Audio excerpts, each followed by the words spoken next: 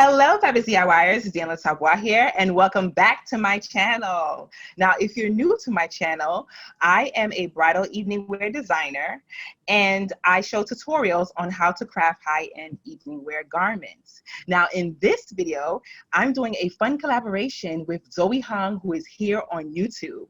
We are going to be showing you step by step on how to work and design with a private client to bring their fashion fantasies to life. So take it over, Zoe. Hey, party people. My name is Zoe Hong. I do have my own YouTube channel. We'll drop a link to that in the description box below. I'm a fashion designer with 20 years experience in the fashion industry and also a professor who teaches in universities and on YouTube. So drop a comment if you already follow both of us. I know some of you do, okay? So Danielle and I are gonna walk you through the process of working with a private client, like she said. And in this video, we're going to introduce our client's needs and the project at hand. I'm going to sketch out some options to show the design, the clients, and then we're gonna pick, Danielle and I, since we're the designers, we're gonna pick 3 of our favorite coat designs. Yes. And then we're going to post a poll. And you guys, my party people, you're going to vote for the best one, the one you want to see Daniela create from scratch in the next video. And that video is going to be on my channel October 6th. Okay, so let me introduce the client to everyone. Our client is looking for an evening coat. Okay? She goes to a lot of cocktail events, black tie events, and she needs something really beautiful and luxurious to throw on over these evening outfits. You cannot throw on a ripstop windbreaker over black velvet cocktail dresses. So she wants something. Not. So she needs something luxurious and gorgeous to throw on top. She doesn't want anything too tailored because, you know, she's got some bigger skirts, she's got some ruffly things, she's got some drapey things. So she wants something that's a little bit looser and drapier so that she can wear it over anything. So I'm thinking swing coats, maybe a cocoon coat, things like that. Daniela, what do you think? I mean, I think, what about a cape coat? Yes. You know, ooh, that would be so gorgeous for the winter. What about oh yes, I was just thinking about that. Maybe we can have it like trimmed with fur trim, maybe at the pockets. Something I forgot to mention, she does live in New York, so she does need something for the winter, but she doesn't want something overly heavy so that she can wear it like more months out of the winter. Right. So as you mentioned, fur trim would be nice as opposed to an all over fur. An all over fur, you don't wear. I think, yeah, but fur trim would be yeah. Yeah, I think it would be too heavy for what she needs it for, since she's wearing already, you know, these extravagant gowns, these lavish, you know, gowns. So she wants something to put light over, you know, when she get in the car, get out easy, nothing too, you know, fussy. So I think that would be a good idea. Maybe a velvet fabric, some beautiful brocades that's kind of subtle in a metallic way so you can give a sheen when it hits the lighting. Did she talk about color? She wants something more classic, something that's not like a trendy pop color, something she can wear a few seasons, couple years. What about navy? Navy's a beautiful color in the winter time. Navy is like a color, but it's still classic. It doesn't have to be black. Yes. Yeah. So we can also do something in the brown tones, if that's something, you know, she would be interested in as well. I guess we'll have to be like, I would have to go out and see what fabrications are out there to see what would be the best choice, and we can bring it to her to show her the options. And the length, did she discuss about the length? You know, I think more calf length. Yeah. She didn't say anything about the length, but she did say she wants to wear them with shorter dresses and longer dresses. So when you said calf length, that makes more sense, because if it's too short, it's not going to look right with a lot of evening wear, like floor length evening wear. But if it's too long, like an opera coat, like a full opera coat, it's going to look a little bit out of place with a cocktail dress. It's going to be a little too formal. So Yeah, maybe very like a costumey. half-length swing coat, calf-length cape with a hood, little fur trim. Yeah. We need pockets because that is my thing. Yes. My subscribers know pockets are my jam, but I think we're gonna get it in there. We're gonna get it in there. A subtle pocket. It doesn't have to be like cargo pockets where they're like big and bulging and like with tons of top stitching, but like an on-seam pocket would be nice, or like a welt pocket. What if it had fur trim? Like you mentioned the fur trim earlier. Or is that on the pockets? Yeah. Can we do like a pocket flap? Is it a flap, like you think? Yeah, but not one of those flaps that covers, like it just covers the outside. It looks like a faux flap, like those, and you just slide your hands in instead of it opening it up and then putting your hands in. You understand what I'm saying? Yeah, because the ones where you have to open the flap in order to stick your pocket in are fussy. Mm-hmm. But just have the trim on the outside, and then you slide your hand behind the fur. Right. Yes. Exactly. Yes. That it's just easier to work with. It's definitely. Yeah. Mm-hmm. I think it looks nicer because when your hands are in your pockets and the fur flap is up, it does not look nice. Exactly. Yeah. Exactly. You want to have the whole look, just a whole look, nice and clean, and just straight to the point. Yes. Yeah. Because. I mean, we want it to look luxurious and beautiful and expensive, but like really it's going to be about the gown she wears underneath. It's going to be like a really beautiful compliment, but it's not going to be the star of the show. So we're not talking about like a ton of sequins and beading and stuff. Right. Exactly. Yeah. Yes. Sounds so good. Okay. So you're going to come up with the sketches and stuff, like, what we talked about? I'm going to do some sketches. I'm going to do a few loose sketches without a ton of detail. And then I'm going to send them off to her. Right. And then she can kind of go see what direction we're going in. And then she can like veto things she hates like right off the bat, Oh, yeah. Like, don't go in this direction at all. And then we start finessing the shapes that she does like. And then I'm going to send her just a few like really solid ones based off her initial edit. And then I'm going to leave it up to you to communicate fabrics and colors since that's your jam. Okay. Sounds good. All right. Stay tuned, everyone. I'm going to start sketching some ideas on screen. I'll leave the final color and fabric choices up to Daniela in her video, so don't look at these colors, but let's talk about fabrics for a minute. Understanding fabrics makes you a better designer, period. I have a lot of fabric videos on my channel in a playlist called Fabric, and I'll drop a link to that playlist in the description box below. Let's talk about wools for a second. So many different kinds of wools, right? But for evening wear, a lot of these chunky, fuzzy, multicolor pattern wools, they're not great for evening wear looks. They can look formal and dressy, but they tend to look more day wear, even if it is dressy. Now, single color, tightly woven wool meltons, wool cashmere blends, these sorts of wools look great in a more shaped garment like a cloak.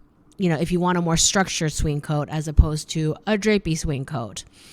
Flimsy things like this very lightweight gray woolen that's see-through practically, that's not going to work unless you fall in love with the color and you give it a really substantial lining. This two-tone herringbone, also these kinds of tweedy looks, very day wear. Brocade is a great option for this particular project, and you can get as subtle or as flashy as you want depending on the two contrasting colors. When you have a brocade that's reversible like this one, it's called a damask. This black swatch and this gold swatch, they're both silk charmeuses. They are a drapier cousin to satin.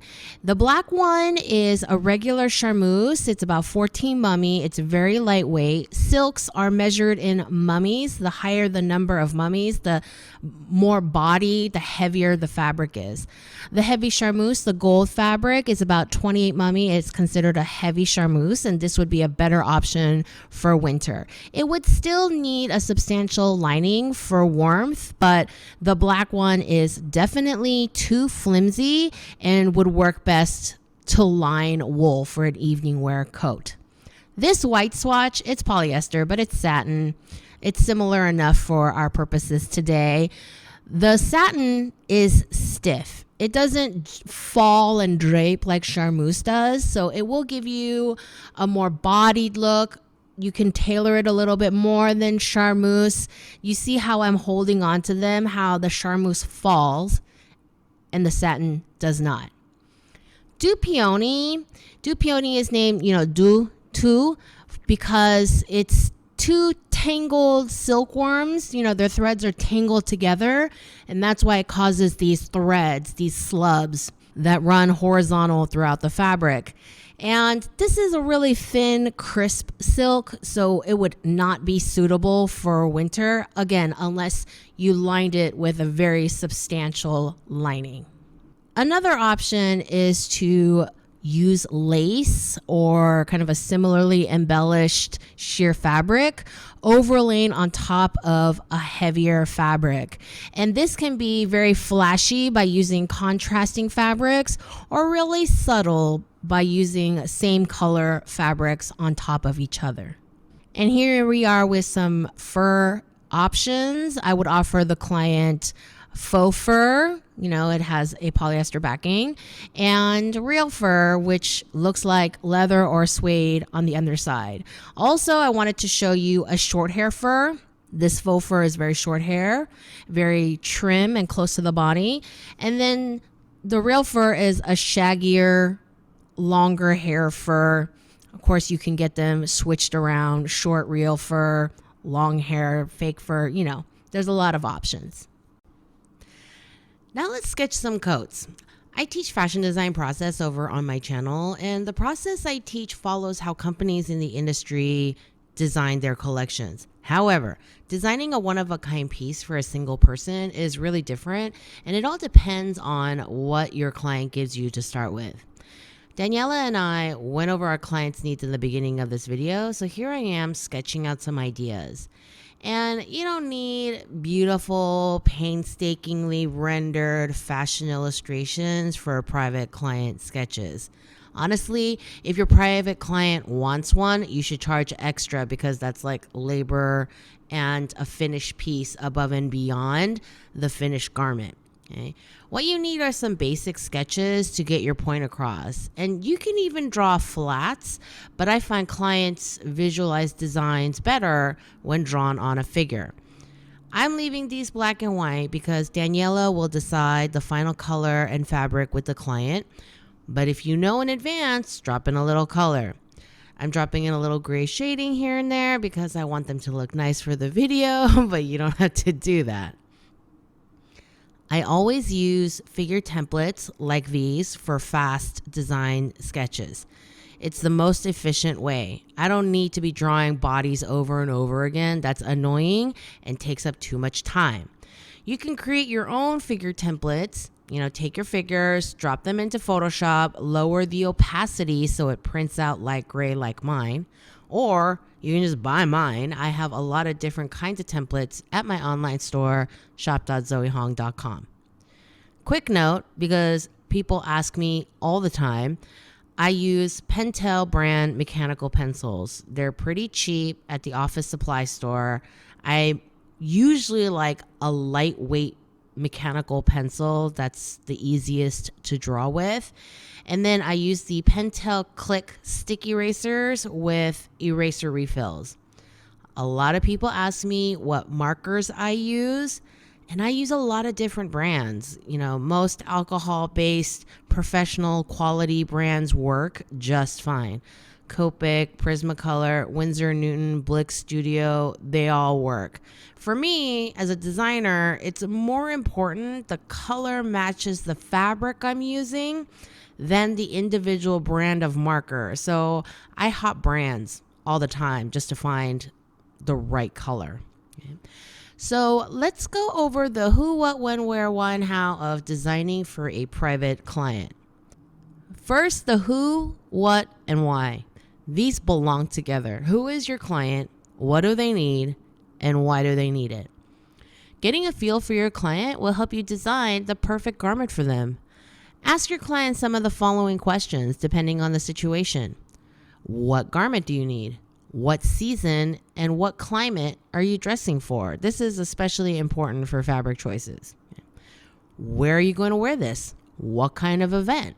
Sometimes they will want something for a special event like a wedding or a type of dress or maybe a suit to wear to many events. What is your budget? Always have the client pay for the fabric separately. All materials should be paid for by the client separately. Always have them pay, and you charge for labor. That way, if they get a fabric that's $200 a yard or 200 euros a meter, they understand exactly why the dress costs so much.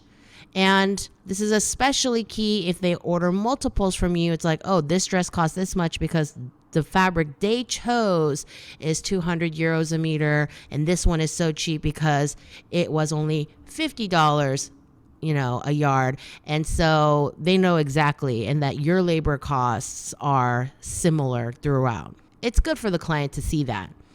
Also, you don't want the price of the fabric to be eating into your profit margin. You keep those labor costs separate. Along with figuring out logistics, ask them about their personal style and their relationship with their clothes. Ask them, how do you want to feel in this outfit? Do you want to feel sexy? Do you want to feel powerful? What makes you feel beautiful? Is it body conscious, tight shapes, or do you want something that's more fluid and drapey and soft? What colors make you feel confident and powerful? Do you love prints, bright colors? These kinds of questions are the key to a happy client. So back to the who, what, when, where, why. When and where are all about logistics. These details should be in a written agreement acknowledged by both parties for a clean business transaction. Do you need a stuffy, formal contract full of legalese? Not necessarily. If you're just doing a dress for one person, no. But is it good to have a paper trail of what the two of you agreed upon? Absolutely. Okay. Create a timeline and email it to your client for approval. Dates on this timeline should include when you'll have a design meeting to go over sketches and fabrics, which can be done over email if your client has a pretty solid idea of what they want already. When you'll have your first fitting and when the piece needs to be finished. Where are you meeting for a fitting? Where does the final garment go? When is payment due? Do they owe you a deposit? I do have a video called Tips for Freelancers that goes over more of these details at length, and I'll drop a link to that in the description box below. The how will differ wildly project to project. Sometimes a client will show you a dress they already have and ask you to make a copy in a different color or to fit their current body size. Or they'll have some pictures and say, hey, I want this top and this skirt into one dress. Or they'll have a very specific design in mind already. As I mentioned before, in a situation where you have a lot of design options, I would take some rough sketches to the client. Make sure you're on the same page in terms of general design direction. For most people, it's easier to look at some options and narrow things down. Don't send too many options. It can be overwhelming. So I'll do a cloak with a hood, some fur trim Daniela and I talked about. We talked about swing coats. Swing coats are coats that are kind of reasonably fitted around the shoulder, not tightly tailored, but just kind of like your basic set-in sleeve, some with a raglan sleeve. and they flare out from the shoulders. You know, they're not close to the body, straight down like a Chesterfield. They're not tapered into the waist, fit and flare like a frock coat. And I also love a cocoon coat for this project, which has like a long, slightly rounded shape, a little bit blouson-y on the top, and then tapers down to kind of a narrower hem, kind of shaped like a cocoon. Cocoon coats scream like elegant, extravagant 20s vibes to me. Cocoon coats for evening, you know, I want something a little drapier and slinkier than a full-bodied wool. You know, I want something like a heavy velvet, a heavy charmeuse, so it drapes really beautifully. Wool meltons and cashmeres, these kind of coat fabrics are really great when you want the coat to really hold its shape, kind of like a cloak. If you want an even more vintage vibe, you can do a bracelet length sleeve. Bracelet length sleeve is in between a 3/4 sleeve and a full sleeve. You know, the sleeve is pulled back a little bit to show off bracelets. That's why they're called bracelet sleeves. You know, they're like a nice coat with a slightly shortened sleeve, and the women would wear gloves, and then the bracelet would show off. Okay? The thing is, these days, most women don't wear gloves when they go out. So if you want to wear this coat with a full sleeve gown or dress, it'll look a little bit awkward. So we can ask the client about that. And yes, people who know me and my channel and my kind of design philosophies in life know that I love proper pockets. I hate fake pockets. Don't even bother with pockets if you're going to give me fake ones. Okay? I despise pockets that are also like so little you can only fit your fingers or even half your fingers in. And yeah, some clothes, they aren't suitable for pockets. Okay? Some clothes, you should not be throwing your cell phone into a pocket. But for the rest, for a coat, please give me some pockets. And here we are with the final design options. Daniela and I will narrow it down to 3 coats together, and we're going to post it. Please go vote for your favorite in the poll. Link to the poll will be in the pinned comment on this video. Daniela will construct the coat with the most votes, and that video will be up on my channel, youtube.com/Zoe Hong Teaches, on Tuesday, October 6th, 8 a.m. Pacific. Please give this video a thumbs up if you learned something new today. Share, subscribe to both Daniela's and my channels if you haven't already. Drop your questions in the comment section below because I will be dropping in the next couple of days to answer them. Thanks for watching, and I hope to see you over on my channel soon.